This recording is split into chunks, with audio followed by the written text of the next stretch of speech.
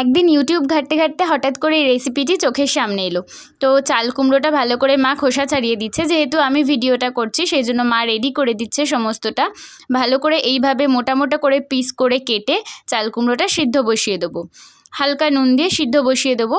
আর এদিকে পোস্তটা একটু কাঁচা পোস্তটা একটু ভেজে নিচ্ছি, আর পোস্ত, কাজু বাদাম আর কাঁচা লঙ্কা বেটে নেবো।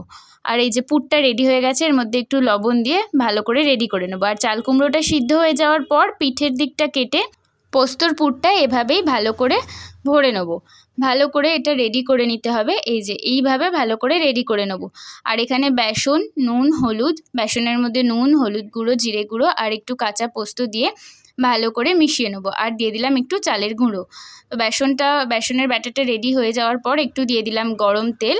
আর এই চাল কুমড়োর পিসগুলো, টুকরোগুলো এভাবেই বেসনের ব্যাটারে ডুবিয়ে ভালো করে লাল লাল করে ভেজে নিতে হবে বড়াগুলো।